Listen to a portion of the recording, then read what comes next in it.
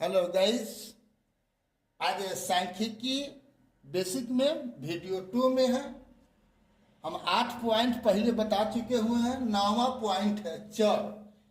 चर का दूसरा नाम होता है समंग। तो चर होता क्या है? जैसा कि मैंने बताया कि सांख्यिकी में किसी भी घटना के संख्यात्मक मान होते हैं। किसी भी घटना के संख्यात्मक मान होते हैं। पास होने का, फेल होने का, वजन इतना है, लंबाई चौड़ाई ये है, दुनिया है। तो ये जो भी आप बोल रहे हो, जो भी भौतिक राशि है, उसको हम संख्या के रूप में व्यक्त करते हैं। वह संख्या ही जो है किसी भी आंकड़ा का चर कहलाता है। ठीक है।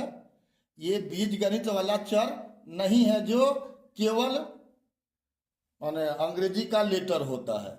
ये चर अलग किस्म का है। किसी भी घटना को हम कह रहे हैं कितना विद्यार्थी, तो क्या क्या, अब कई गो विद्यार्थी है, क्या क्या प्राप्त किया है, तो जो जो अब यहाँ पर आंकड़ा दिया रहेगा वह संख्या में दिया रहेगा। तो संख्या को ही क्या कहते हैं? चर या समंग कहते हैं। ठीक है। तो यह दो प्रकार का होता है। एक होता है संतत और दूसरा होता है असंतत। तो संतत चर किसे कहते हैं? तो जो सभी मानों को ग्रहण करता है। और असंतत चर किसे कहते हैं? जो केवल पूर्णांक मान को ग्रहण करता है। तो इसमें आप उदाहरण दे सकते हो। केवल क्या है? पूर्णांक मान। तो पूर्णांक मतलब क्या हुआ? जो गिनती की कार्य में पूरा पूरा अंक होता है। जैसे बोल सकते हो घर, बच्चों की संख्या, कोठरियों की संख्या, पुरुषों की संख्या, स्त्रियों की संख्या, है ना। कोई भी संख्या जो पूरा पूरा होता है। कहा जाए कि घर, तब 1.5 गो 2 गो 2.5 गो नहीं होगा। बच्चा 1.5 गो 2 गो 2.5 गो नहीं होगा। आपको जो अंक मिलता है वो भी पूरा पूरा होता है। आप दशमलव में अंक नहीं दिया जाता है 1 2 3 4 5 दिया जाएगा। ये सब का अगर कोई संख्या अगर है तो उसको कहते हैं असंतत चर। अब संतत चर क्या है? तो संतत चर जो है सभी मानों को ग्रहण करे। जैसे बोलते हैं वजन, क्या? वजन, भार, है ना। वजन, भार, लंबाई, चौड़ाई, ऊंचाई। कहीं कि वजन 2 किलो, 1.5 किलो, 250, कुछ हो सकता है। भार भी वही हुआ। लंबाई इतना मीटर, इतना सेंटीमीटर, 1.5, 2.5, 2 इंची। अरे ये सब हर प्रकार का इसमें जो मान ग्रहण करता है उसको बोलते हैं संतत। और जो केवल पूर्णांक मान को ग्रहण करता है उसको बोलते हैं असंतत चर। ये समझ गए। अब रह गया बारंबारता। बारंबारता क्या होती है? तो बारंबारता जो है चर की संख्या होती है। थोड़ा देर के लिए मान के चलो, हम यहां लिख रहे हैं चर, इधर लिख रहे हैं हम बारंबारता। चर लिख देते हैं इधर, इधर लिख देते हैं हम बारंबारता। इधर लिख देते हैं हम संचयी बारंबारता। संचयी बारंबारता। ये तीन चीज का हम एक साथ से बात कर रहे हैं। चलो मिलान चिन्ह की ही बात हम कहीं पर कर देते हैं। मिलान चिन्ह, ठीक है। ये दो की बात कर लेते हैं। चल मान लो कि यहां पर 1 है, 2 है, 3 है, ठीक है।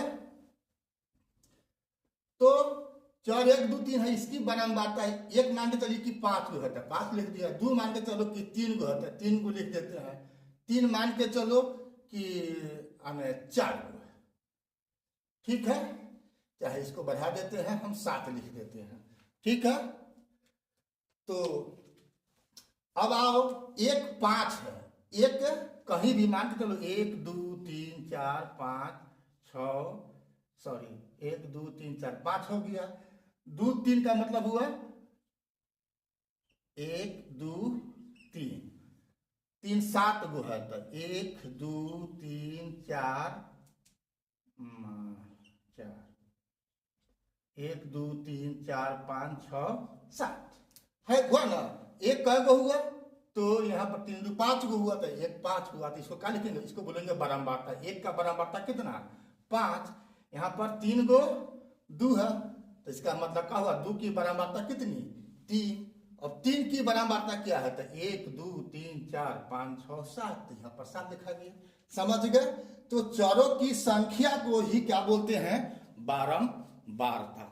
अब आते हैं कि संचयी बारंबारता क्या है। तो संचयी बारंबारता का परिभाषा है कि किसी चर और उसकी बारंबारता और उसके पहले वाले चरों की बारंबारताओं का योग संचयी बारंबारता कहता है उस चर का। जैसे अब यहाँ पर है, तो इसके पहले तो कुछ नहीं है, तो 5 के 5 हो जाएगा। लेकिन अब इसका क्या होगा, 2 की संचयी बारंबारता क्या होगा, बारंबारता तो 3 है, तो संचयी बारंबारता होगा 5 और 3 कितना 8 हो जाएगा। अब 3 का संचयी बारंबारता क्या होगा, तो इसका तो 7 हुआ, इसके पहले वाला कितना है 5 और 3 8 और 7 15। आया समझ में। इसको कहते हैं संचयी बारंबारता। क्या, किसी चर की बारंबारता और उसके पहले वाले चरों के बारंबारताओं का योगफल उस चर का संचयी बारंबारता कहता है। तो ये 3 का संचयी बारंबारता कितना 15, 2 का संचयी बारंबारता 8 और 1 का संचयी बारंबारता कितना है 5 हुआ। जबकि बारंबारता देख रहे हो कि 1 का 5 है, 2 का 3 है, 3 का 7 है। तो बारंबारता 3 का 7, लेकिन संचयी बारंबारता यहाँ हो गया 15। इतना समझ गए होगे। अब आते हैं मिलान चिन्ह पर। तो मिलान चिन्ह क्या होता है, तो यही जो देख रहे हो बारंबारता, तो 5 कैसे लिखेंगे 1 2 3 4, अब 5वां इस ढंग से काट देंगे। ठीक है, यहाँ 3 लिखना है तो 1 2 3 हो गया। 7 लिखना है तो क्या होगा 1 2 3 4 5। 5 से अधिक होता नहीं है, तो 4 गो खड़ा 1 ठो तिरछा काटा रहता था। 5 हो गया, लिखना है 7, तो क्या हो गया ये 7 हो गया। मिलान चिन्ह समझ गया। तो अब मिलान चिन्ह अगर समझ गए हो, तो अब थोड़ा देर के लिए मान के चलो कि हमको लिखना है कितना 19 लिखना है, तो क्या होगा 1 2 3 4 5 हो गया। 1 2 3 4 5, 1 2 15 हो गया। 5 5 10 5 15 लिखना है 19, तो 1 2 3 4 19। ठीक है, इसी को कहते हैं मिलान चिन्ह। ये सब क्या है मिलान चिन्ह है। अब आते हैं लास्ट आपका है आज का जो पॉइंट है वर्ग चिन्ह। तो अब वर्ग चिन्ह क्या होता है, तो वर्ग चिन्ह तो जो आप समूह वाला जो हुआ है वर्गीकृत आंकड़ा है ना, इसका उच्च सीमा और निम्न सीमा मान के चलो 40 से क्या है 50 है, 40 से 50 है। तो इसका वर्ग चिन्ह क्या होता है, इस दोनों का योग बटा में 2। मतलब वर्ग चिन्ह बराबर क्या होता है निम्न सीमा प्लस उच्च सीमा अब बटा में होता है 2। तो अगर इस वर्ग अंतराल का वर्ग चिन्ह अगर हम मालूम कर रहे हैं तो क्या होगा 40 प्लस 50 अब बटा में 2, जोड़ देंगे 90 बटा में 2 यानी 45। ये दोनों का ठीक बीच में होता है, 40 और 50 का है, ठीक बीच में कौन आएगा 45 आता है। तो इसको जोड़ करके 2 से भाग कर दीजिएगा तो इसके ठीक बीच वाला आ जाता है। यही होता है वर्ग चिन्ह। इसका बहुत उपयोग है। वर्ग चिन्ह को हम x ही बोलते हैं, वर्ग चिन्ह को हम x बोलते हैं। जो इसका उपयोग वास्तव में चर के रूप में होता है वो आगे जब आपका हम पढ़ाएंगे तो सब समझ में आएगा।